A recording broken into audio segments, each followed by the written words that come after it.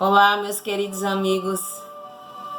Que Deus Pai Todo-Poderoso abençoe a todos. Sintam-se todos abraçados.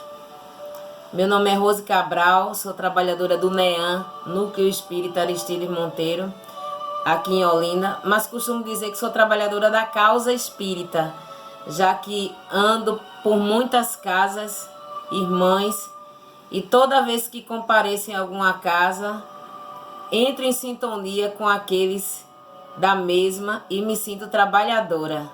Somos todos trabalhadores, somos todos ponto de luz. Cada uma casa é um ponto de luz. Espero que estejam bem, assim como todos que lhes cercam. E aqueles que estão passando por alguma dificuldade, algum problema de saúde na família ou com algum conhecido, tenham fé que Deus é Pai bom e justo, e essa nau não está sem controle não, Ele está no controle de tudo. Se um fio do nosso cabelo não cai sem a permissão divina, imagine tudo o que anda nos acontecendo. Não é por acaso, não é isso? Estávamos nos preparando tanto, há anos vínhamos conversando sobre esse processo que a Terra ia passar, está no período de provas e expiações, ia passar por um processo de regeneração, e que nesse processo de regeneração as pessoas iam ficarem mais propensas a fazer o bem do que fazer o mal.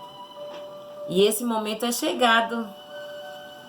Só que para que o momento chegasse, tivesse começando a gente se colocar no lugar do próximo, né? Quanta gente, quantas pessoas eu venho assistindo, fazendo trabalhos sociais, pessoas que antes não tinham tempo de ver a dor do outro e agora estão tendo esse tempo, porque estão em casa, estão confinados.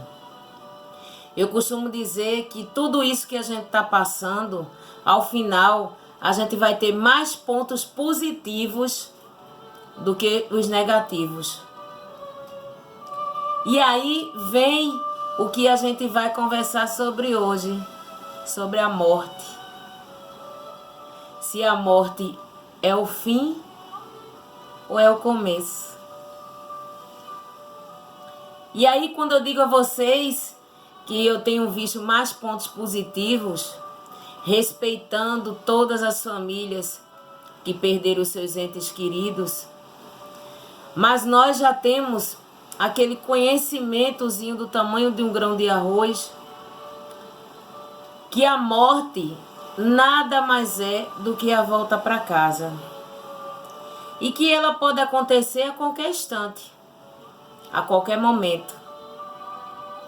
Uns estão indo nessa pandemia. Chegou o momento de alguns retornarem à casa do Pai, se prepararem para uma nova volta. E se não tiverem condições de voltar para essa casa, porque ela vai estar em outra sintonia, se a gente não tiver em condições de voltar para essa casa, vai existir outras casas. Existem várias moradas na casa do nosso Pai. E aí eu fico pensando, por que será que a gente tem esse medo? Eu passei um ano sendo convidada para falar sobre a morte. Todo mês, o organizador lá da casa dizia, Rose, ó, vamos falar sobre a morte? Eu, tá. Aí no outro mês ele, Rose, vamos falar sobre quem tem medo da morte? Eu disse, tá. Se Rose, vamos falar sobre o temor da morte? Eu disse, ai meu Deus. Isso é um sinal que precisávamos nos preparar. E eu lembro que todos esses meses que eu vinha conversando, eu começava já dizendo assim, quem tem medo da morte, levanta o dedinho. Eu lembro que no começo algumas pessoas levantavam esse dedinho e com o passar do tempo os dedinhos foram diminuindo. E aí eu entendi que será que a questão de a gente ter esse temor da morte não é como a gente foi educado, como foi que a morte nos foi apresentada, como ela chegou em nossas vidas, qual foi a primeira informação que a gente teve, que a grande maioria de nós viemos de outras religiões. E algumas outras religiões, esse assunto morte ainda é um tabu. Ainda se tira as crianças da sala, do lugar onde se está conversando. Muitos adultos ainda não querem falar sobre isso, né? O que deveria ser uma coisa normal. Porque morrer não é nada estrondoso. É tão feliz e inusitado como nascer. É duas certezas que nós temos, que nascemos e outra que voltaremos à casa do Pai, né? E por que esse medo? Aí eu fiquei analisando, por que será que a gente tem esse medo? E aí me veio à cabeça, vai ver que a gente tem esse medo, porque nos foram dito lá no começo, em outras religiões, com todo respeito, que se a gente fosse bom, a gente ia para o céu. E que se a gente não fosse bom, a gente ia queimar no fogo do inferno. Aí eu fico pensando, né? Nós temos a consciência que não somos tão bons, tão perfeitos, suficientemente para ir para o céu diretamente. E aí também acredito que algumas pessoas devem pensar, eu também não sou tão ruim, não passei a minha vida inteira fazendo maldades, perversidades, para merecer ir para o fogo do inferno. Então, nessa indecisão, eu acho que essa indecisão de saber o que vai nos acontecer e para onde vamos, é que é o que da questão. É que vai fazer todo o significado desse medo. E aí, estudando sobre esse tema há quase um ano, eu vi uma historinha que dizia assim, e se nós, se tivesse nos dado essa informação, que a morte é uma festa muito bacana. Aí eu fiquei pensando, uma festa muito bacana uma festa muito bacana, tal que você queria ir, queria dançar, e você chega lá, dança, começa a dançar, começa a se divertir, aí passa 1 hora, passa 2 horas, passa 8 horas, passa 10 horas, você lá, você vai conseguir dançar para sempre naquela festa? Não, vai ter um determinado momento em que você vai se cansar e você vai ter necessidade de sair dessa festa para dar passagem, para dar vez a outras pessoas que estão chegando menos cansados para também participarem dessa festa. E se fosse nos dito, logo quando a gente era pequenininho, que a morte é uma viagem de navio. Isso me foi dito por um amigo, disse que eu fiquei preocupada. Disse, como é que eu vou abordar esse tema da morte de uma forma mais leve? E ele disse, Rose, começa dizendo que a morte é uma viagem de navio, em que a gente vai levar um ente querido para o porto, né? Porque a gente temos conhecimento que aquele ente querido, aquele amigo, necessita fazer aquela viagem. Alguns para se tratarem de algum problema de saúde, outros para estudarem, outros para arrumar um emprego, que conseguiram um emprego em outro lugar. Enfim, precisam fazer aquela viagem. E a gente, mesmo com o coração saudoso, apertado, sabemos que temos que deixar esse ente querido ir. Então a gente acompanha ele até o porto, ele entra dentro do navio, fica olhando para a gente, saudoso. E aí aquele navio vai se afastando, vai se afastando, vai se afastando, vai se afastando. E aí do outro lado do horizonte existe outro porto. E nesse outro porto tá assim de gente esperando, vibrando porque você está chegando.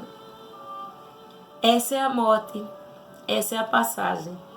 Talvez se fosse a coisa fosse nos contada assim, teríamos menos medo. e esse temor não existiria tanto. Eu fui procurar a codificação para a gente entender mais sobre isso. E a codificação, na pergunta 941 do Livro dos Espíritos, ele fala justamente disso, do medo da morte. E a pergunta 941 é: o medo da morte é para muitas pessoas uma causa de perplexidade. De onde vem esse temor? Visto que elas têm diante de si o futuro. Resposta da espiritualidade: é errado que tenham esse temor. Todavia, que queres tu? Procuram persuadi-las em sua juventude de que há um inferno e um paraíso, mas que é mais certo que elas irão para o inferno, porque lhe dizem o que está na natureza é um pecado mortal para a alma. Então, quando se tornam grandes, se tem um pouco de julgamento. Não podem admitir isso e se tornam ateias ou materialistas. É assim que as conduzem a crer que fora da vida presente não há mais nada. Quantas que persistiram em suas crenças da infância, elas temem esse fogo eterno que as devem queimar sem se destruir. A morte não inspira ao justo nenhum medo, porque com a fé que ele tem e a certeza do futuro, a esperança o faz esperar uma vida melhor. E a caridade da qual praticou a lei, dá-lhe a certeza de que não reencontrará no mundo em que vai entrar nenhum ser do qual deva temer o olhar. O homem carnal, mais ligado à vida corporal que à vida espiritual, tem sobre a terra penas e gozos materiais. Sua felicidade está na satisfação fugidia de todos os seus desejos. Sua alma, constantemente preocupada e afetada pelas vicissitudes da vida, permanece numa ansiedade e numa tortura perpétua. A morte o assusta, porque ele duvida do seu futuro e acredita que deixa sobre a terra todas as suas afeições e todas as suas esperanças. Tá vendo? Fortalecendo mais ainda o que eu disse, né? Se somos uma pessoa do bem, às vezes fica pensando, para onde é que eu vou quando eu morrer, né? Fica aquele temor. É fácil lhe responder essa pergunta. Como é que você tá? O que é que você está pensando hoje? Como é que tá suas ações, sua vida? O que é que você está fazendo? Se você está se preocupando só com si, só com as pessoas que estão do seu lado, da sua família, ou você, apesar de estar isolado, você está fazendo prece para todos, você está fazendo alguma ação social, mesmo se você não está podendo estar presente, mas você está colaborando materialmente com alguém que está se expondo, fazendo esse trabalho. Você já está pensando de quando sair, o que é que você pode fazer para a sua vida melhorar?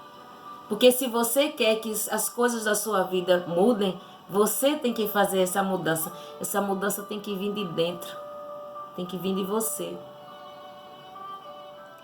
Então o que ele fala aqui é que as pessoas que não têm o conhecimento é que têm medo, ou que não estão emitindo bons pensamentos é que têm medo.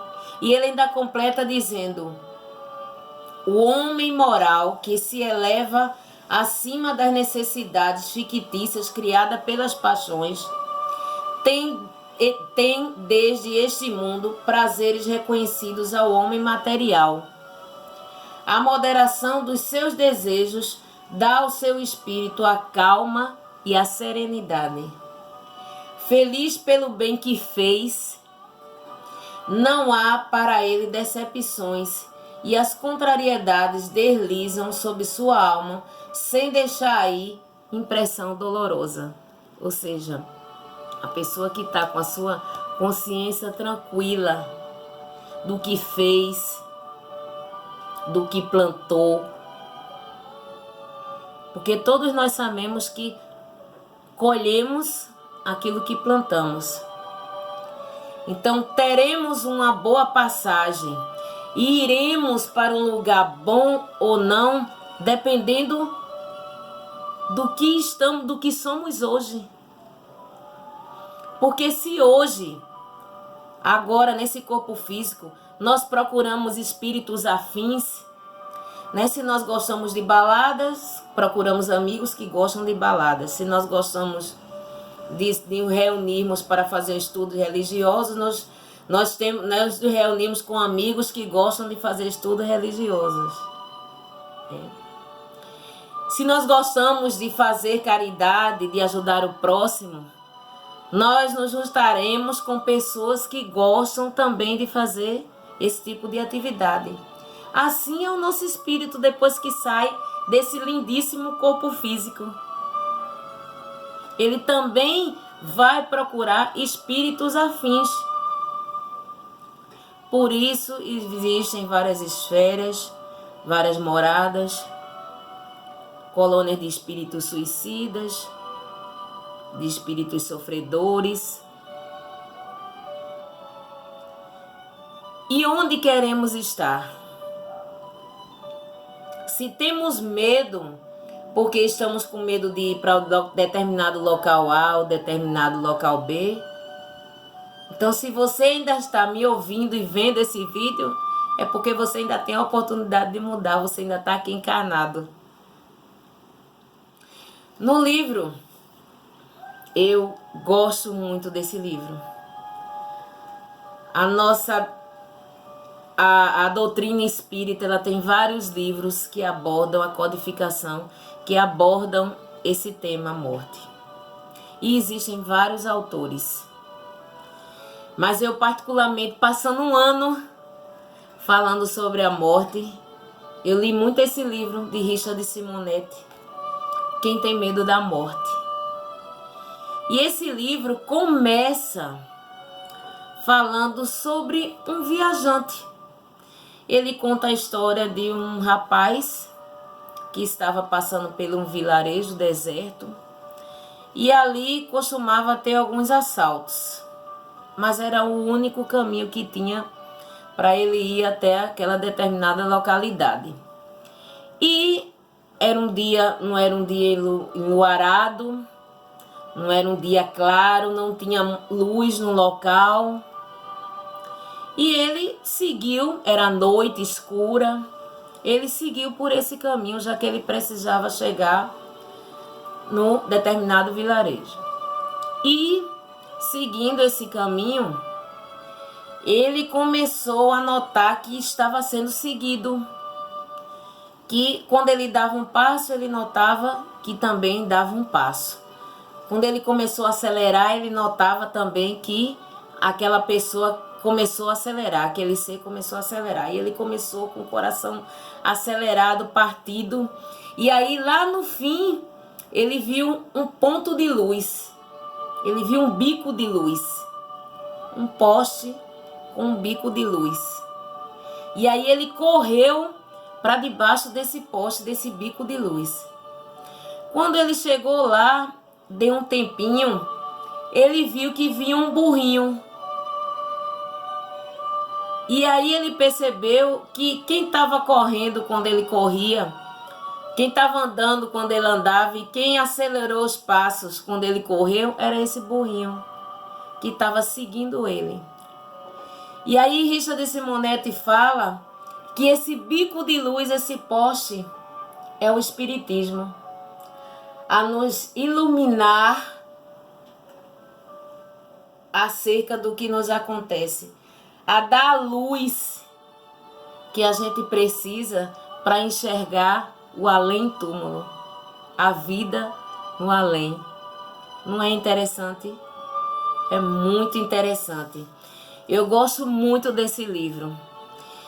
E aí esse livro vai abordar corpo espiritual, o que é que acontece, problemas de desligamento, aborto, suicídio, eutanásia, cremação, desastres fatais, cemitério, nosso comportamento no velório, premonição, falecimento de criança, balanço existencial, transplante. Gente, é um livro fininho, mas é um maravilhoso. É assim, dá uma segurança, uma tranquilidade sobre a passagem. Porque a partir do momento que a gente tem conhecimento do que vai nos acontecer, do processo que vai nos envolver, a tranquilidade nos chega e a gente começa a entender melhor todo esse processo. Até porque o espírito não morre. Nós já sabemos disso, né? O espírito é imortal. Olha que coisa boa, né? O nosso corpo físico é que se desgasta, que é uma máquina, que é uma roupa, né? E vai chegar um determinado momento, nesse estudo sobre a morte que eu fiz, eu descobri que a grande maioria dos desencarnes, às vezes a gente diz assim, a grande maioria dos desencarnes são de pessoas que não estavam na hora de morrer. Não é interessante isso? Às vezes a gente diz assim, fulano levou um bocado de tiro. Se fosse um homem de bem, tinha morrido. Né? Alguém já deve ter ouvido falar nisso. Mas um homem de bem, né, que já chegou a sua hora de voltar para casa, que já se libertou do corpo, para ele é uma libertação. E aquele irmão que levou vários tiros, que aconteceu um acidente com ele e ele não foi, é porque ele ainda tinha muito a expiar. E o homem de bem não. Richard Simonetti conta uma história nesse livro sobre um paciente terminal. E veja que interessante. Ele disse, durante algum tempo visitei um doente terminal. Tratava-se de um senhor de avançada idade, com gravíssimos problemas circulatórios. Não obstante, enfraquecido e preso ao leito, desde que sofrera o último espasmo cerebral. Mostrava-se lúcido, recebendo com satisfação o estudo e o Evangelho segundo o Espiritismo. As orações, o passe magnético, a água fluidificada. Procurávamos, nesse momento, tranquilizar ele sobre a passagem, né? Já que ele não queria morrer, tinha o maior medo. Então, na apreciação da leitura, começamos a abordar o problema da morte, situando-a como uma carta de libertação para o espírito. E destacávamos delicadamente que as pessoas idosas estão mais perto da grande transição e deveriam preparar-se para o retorno à espiritualidade, cultivando despreendimento e confiança em Deus. E ele prestando atenção, irmão. Entretanto, o doente, embora impossibilitado de falar, movimentava vigorosamente a mão, respondendo eloquentemente, eu não quero morrer não, não. E no final ele disse, eu não quero morrer não. Veja que medo. Mesmo sabendo de todo esse processo, mesmo sabendo dessa paz, mesmo sabendo dessa passagem, mesmo sabendo que o espírito não morre, ele não queria ir embora, porque ele é muito apegado aos bens materiais, não queriam deixar as pessoas. E aí é outra questão que dificulta a nossa volta para casa, que nos possibilita esse temor, é o apego às coisas e às pessoas. Se a gente começar a entender que as coisas existem, os bens materiais existem, para que possamos viver melhor e dar continuidade ao nosso processo e nos ajudar a nossa missão. a nossa vida, o que a gente precisa resgatar. A gente não precisa de muito não, gente. Eu faço muitos projetos sociais por aí, muito, mas com a ajuda de muita gente. Muita gente que ajuda com um pouquinho aqui, um pouquinho ali, um pouquinho acolá. Quando vê, a gente está ajudando um número enorme de pessoas. Cada um fazendo a sua parte. Nessa construção de um mundo melhor. De sermos seres humanos melhores e mais preparados para essa volta. No livro Temas da Vida e da Morte, de Divaldo, o espírito Manuel Filomeno de Miranda, ele nos ensina que o temor da morte resulta de vários fatores que são próprios da natureza humana e da existência corporal. Aí ele fala de 4 fatores. Ele diz que o primeiro fator de a gente ter esse medo seria o instinto de conservação da vida. Somos animais racionais e todo animal tem um espírito de conservação. Então esse espírito de conservação seria o nosso primeiro ponto, né, a termos esse temor.